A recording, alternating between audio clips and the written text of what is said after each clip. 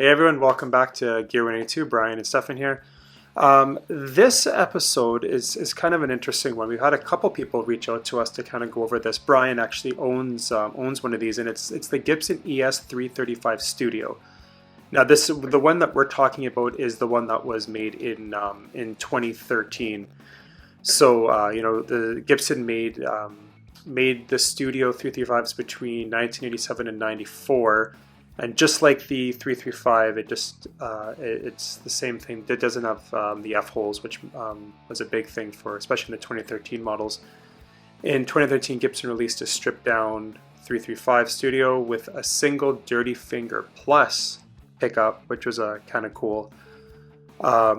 Maple fingerboard, two controls. A unique neck plate, we can call it, that was on it, but. It was really cool. When I don't know about you, Brian, when you were looking at these, but that Dirty Fingers Plus was interesting because I didn't even know there was a Plus version of the Dirty Fingers.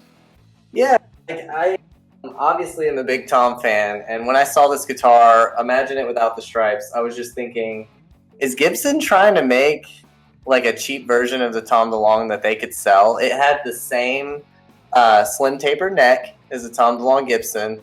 It has like a very similar like feel to it, and then with the Dirty Fingers Plus, it's a little more electronic. It almost sounds kind of like an EMG, I would say, because it's got the PCB board, so it's a little more electronic, but it doesn't take a battery.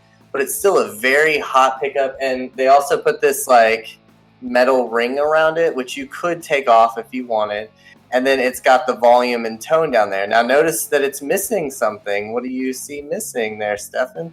Well, the F-holes are missing for sure. Yep. You got to access from the back, and it's the same size plate that is on the Tom DeLonge Gibson. Nice. We're familiar with, like so, a 332. I was looking at the Dirty Fingers Plus, and what somebody wrote online was it's a little bit different than the regular Dirty Finger. It's calibrated with the neck and bridge of the pickup. The pickup round is a bit hotter than the standard pickup, and then they added that metal piece to give it a more tighter tone. So it's kind of cool to see that, and it doesn't have the logo on it, right? Correct. There's no logos, but it does have the adjustable pins on every one of the coils. You know how it has those like flathead screws. Yeah. I will say there are some Dirty Fingers Plus pickups that are red, and it even says Dirty Fingers Plus. And I think that my friend found some yellow ones as well on the Government series. Do you remember the gray Government series of Les Paul, Flying V? There was an SG, a 335, and they were like made with wood that was seized by the government, and then they got the wood back and they made the Government series. It's pretty cool. I'm pretty sure those have Dirty Fingers Plus pickups on them too. That's cool. That's crazy. As you know, the Memphis factory's gone, and these were really cool because they came with a COA book. Like it really felt for such a low budget kind of guitar for Gibson at the time. I mean, I'm sure it's expensive now if they were to do it, but it was really neat to just have something innovative, but kind of like Tom, but for people that didn't really want all the racing stripes. They didn't want like it to be a Tom signature, or maybe Gibson just couldn't do those kind of things, and so they had to scale it back. Yeah, and I think the best mod that I had made was when I mailed WD Music Products the tortoise shell tenon cover and had a black one made. I feel like that just totally changes the whole feel of this guitar. It does. And obviously the stripes took hours because they're like vinyl decals for a car, and they're water and like wear resistant. So like they're really hard to stick on, and you got to make sure to get all the bubbles out. But you can show some pics that I sent you if it makes it easy. So once it's on, it's not coming off. Yeah, I would say I would not try to take those off. Hope you like orange if you end up buying it. So Gibson did release two different colors, a blue and a black, and yeah, you can see the red. The one on the bottom is actually a 339.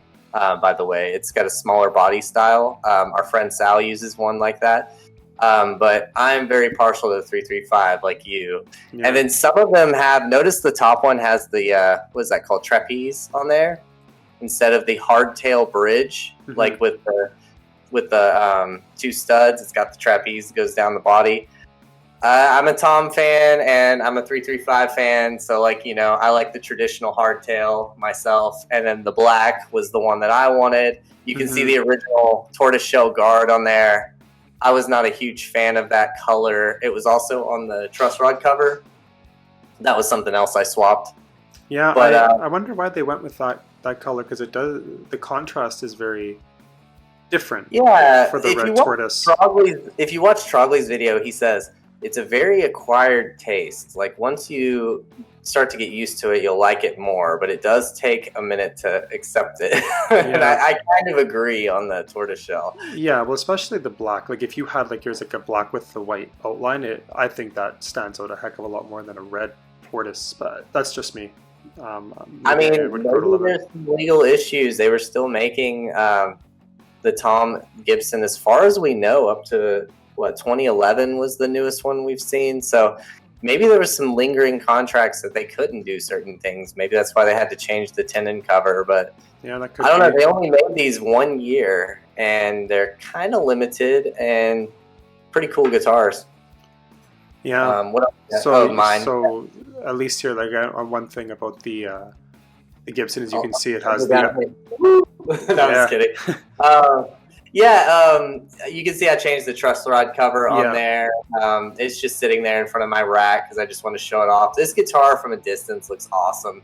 And I did the orange because of the prototype Gibson. I just really like the orange stripe, and I thought it'd be cool. It's very Halloween-y. Yeah. It's good to show it off in October. October vibe we got going on. Anything else? The other one was, all right. So that's what it looked like before. That was me with it before. Bought it from my friend Mike, and that was after. So you can see I changed the knobs, put the stripes, did the tenon cover, obviously the truss rod cover.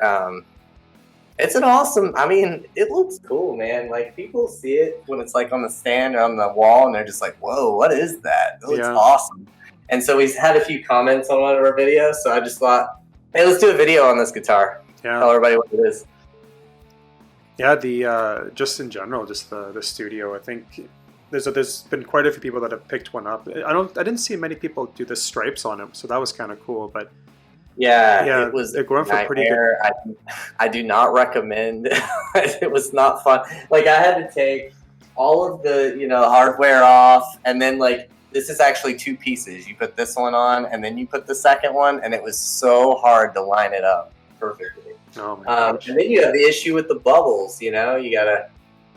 It's definitely not something I would do again. So. Awesome. Well, again, guys, thank you so much for watching. If you want any specific videos for us to do, anything for any guitars that you have that you want to show off, tag us on Instagram. We'll definitely reshare them. But Brian, anything you want to add before we end this one off? No. Thanks for watching. As always, please leave a comment and tell me if I got something wrong. Forgot to mention it has Grover tuners on it. So everything else I think I hit. So if I forgot something, let me know. Thanks, everyone. We'll see you in the next video. Bye for now.